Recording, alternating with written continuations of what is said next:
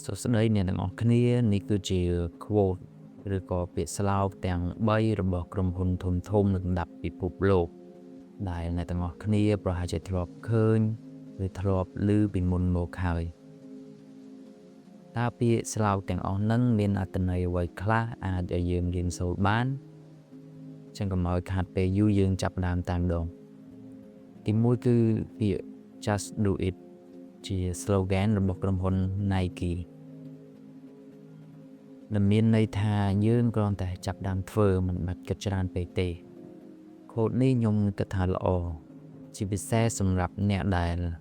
មានគោលដៅហើយតែស្ទាក់ស្ទើរនៅក្នុងការចាប់ផ្ដើមពាក្យស្លោកនេះចង់ប្រាប់យើងថាពេលខ្លះយើងកុំបាច់គិតច្រើនពេកគ្រាន់តែចាប់ផ្ដើមធ្វើវាគឺបានហើយបើយើងនៅគិតសាំញ៉ាំច្រើនពេកគឺយើងនៅតែមកកន្លែងទេតែបើសិនជាយើងជ្រើសរើសការចាប់ផ្ដើមធ្វើវានឹងទៅមុខទោះបីជាយឺតទោះបីជាខុសក៏យើងអាចរៀនពីកំហុសនោះបណ្ដើបានដែរហើយព្យាយាមកែកំហុសនោះម្ដងបន្តិចព្រោះអត់មានការចាប់ផ្ដើមណាដែលល្អឥតខ្ចោះទេមិនមែនហាមមិនឲ្យគិតទេប៉ុន្តែការដែលយើងគិតច្រើនពេកជួនកាលអាចជាការគិតអវិជ្ជមានដែលវាអាចបង្អាក់ដំណើររបស់យើងវិញខ្ញុំជឿថាអ្នកទាំងអស់គ្នាមានរឿងជាច្រើនដែលចង់ធ្វើប៉ុន្តែអត់ហ៊ានធ្វើខ្លាចនេះខ្លាចនោះដោយសារតែថាមពលនៃការគិតអវិជ្ជមានទាំងដែលដឹងថាអ្វីដែលខ្លួនឯងចង់ធ្វើហ្នឹងជារឿងដែលត្រឹមត្រូវក៏ដោយអញ្ចឹងបើអ្នកទាំងអស់គ្នាមានគោលដៅហើយយើងចំណាយពេលតែបន្តិចបន្តួចក្នុងការរៀបចំផែនការហើយយើងចាប់ផ្ដើមអនុវត្តធ្វើវាតែម្ដងទៅព្រោះបញ្ហាវាគង់តែជួបយើងអាចដោះស្រាយវាតាមដំណាក់កាលបានពាក្យនេះក៏រំលឹកយើងផងដែរឲ្យយើងចាប់ផ្ដើមធ្វើជាជាងដែលនៅអង្គុយគិតមួយកន្លែងទី2គឺ impossible is nothing ជាខូដមួយរបស់ក្រុមហ៊ុន Adidas មានន័យថាគ្មានរឿងអ្វីដែលទៅមិនរួចទេបើសិនជាយើងមានឆន្ទៈដាក់ចិត្តដាក់កាយធ្វើវាឲ្យអស់ពីសមត្ថភាពរបស់យើងអ្វីដែលយើងអាចរៀនបានពីពាក្យស្លោកមួយនេះគឺនៅពេលដែលយើងមានផ្នត់គំនិតថាយើងអាចធ្វើវាបានពេលនឹងហើយយើងមានកម្លាំងចិត្តបន្តដំណើរទៅមុខទៀតយូរឬឆាប់គឺយើងអត់ខ្វល់ទៀតទេ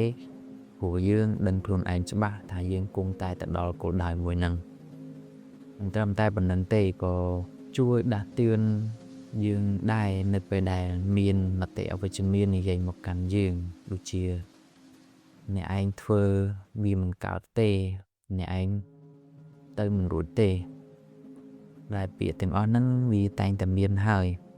ជួនកាលអាចចេញពីមាត់មិត្តភ័ក្តិពីអ្នកផ្ទះពីបងប្អូនពីអ្នកជិតខាងជាដើមជួនកាលគេអាចនិយាយលេងគេនិយាយឲ្យគេអាចភ្លេចបាត់ប៉ុន្តែ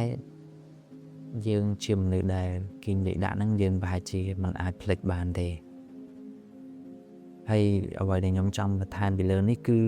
កុំឲ្យសម្ដីអ្នកដទៃខ្លាចជាឧបសគ្គរារាំងយើងប៉ុន្តែមិនមែនមិនឲ្យយើងមិនខ្វល់ពីសម្ដីរបស់អ្នកដទៃទេយើងត្រូវគិតថាតើគេនិយាយក្នុងគោលបំណងអ្វីបើសិនជាក្នុងគោលបំណងល្អយើងគួរតែទទួលយកដើម្បីកែប្រែនិងអភិវឌ្ឍខ្លួនឯងចូលមកដល់ខូដទី3ជា slogan ឬក៏ជាពាក្យស្លោកដ៏ល្អមួយរបស់ក្រុមហ៊ុន Apple Think Different បើសិនជាអានខុសហើយសូមមេត្តាអធិស្ឋានដែលន័យរបស់វាគឺគេផ្ដោតសំខាន់ឬក៏ឲ្យតម្លៃទៅលើភាពច្នៃប្រឌិតភាពខុសពីគេហ៊ានធ្វើអ្វីខុសពីអ្នកដទៃការបង្កើតថ្មីពេលខ្លះគំនិតរបស់យើងមិនដូចអ្នកផ្សេងមិនប្រកាសថាយើងគិតខុសទេជួនកាលនៅពេលដែលយើងចង់ធ្វើអ្វីមួយដោយខុសប្លែកពីការគិតរបស់អ្នកដទៃគេអាចនឹងមិនយល់ស្របប៉ុន្តែនៅពេលដែលទទួលបានលទ្ធផល ជាផ្លែផ្កាបែរជាមានគេចង់យកគំរូចង់ធ្វើតាមទៅវិញអាចនិយាយបានថាអាការដែលផ្លែខុសពីគេហ្នឹងវា50-50វាមួយចានទឹកម្ចានគោកពេលខ្លះគេអាចមិនចាប់អារម្មណ៍ពេលខ្លះទៀតអាការដែលប្លែកនឹងហើយធ្វើឲ្យគេងាកមកចាប់អារម្មណ៍យើងកាន់តែខ្លាំងឧទាហរណ៍ជាក់ស្ដែងនៅក្នុងសង្គមយើងមួយរយៈមុនដែលផ្ទុះទ្រីងប្រភេទគ្រីមដែលនេះគឺកើតឡើងពីភាពច្នៃប្រឌិត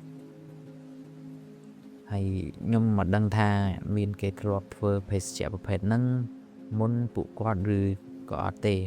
ប៉ុន្តែមនុស្សភាគច្រើនរួមទាំងខ្ញុំផងដែរគឺស្គាល់ទ្រីងប្រភេទហ្នឹងដោយសារតែពួកគាត់អញ្ចឹងនឹងហើយគឺជាភាពច្នៃប្រឌិតមិនត្រឹមតែមានគំនិតទេគឺធ្វើវាឲ្យចេញជាលទ្ធផលអញ្ចឹងបើសិនជាយើងមានគំនិតដែលល្អយើងគួរតែចាប់ផ្ដើមធ្វើវាឲ្យចេញជាលទ្ធផលហើយបើសិនជារឿងហ្នឹងมันអាចប្រើប្រាស់ក្នុងពេលឥឡូវកើតយើងអាចកត់វាទុកសម្រាប់ពេលក្រោយគឺនៅពេលដែលយើងអាចប្រើវាបានអញ្ចឹងវីដេអូនេះគឺមានត្រឹមតែប៉ុណ្្នឹងទេបើអ្នកទាំងអស់គ្នាគិតថាចូលចិត្តឬគាំទ្រអ្នកដែលបង្កើតមាតិកាដែលផ្ដល់និងចែករំលែកចំណេះដឹងដូចជាពួកយើងអាចចុច like ឬ subscribe បានចុចទាំងពីររឹតតែល្អ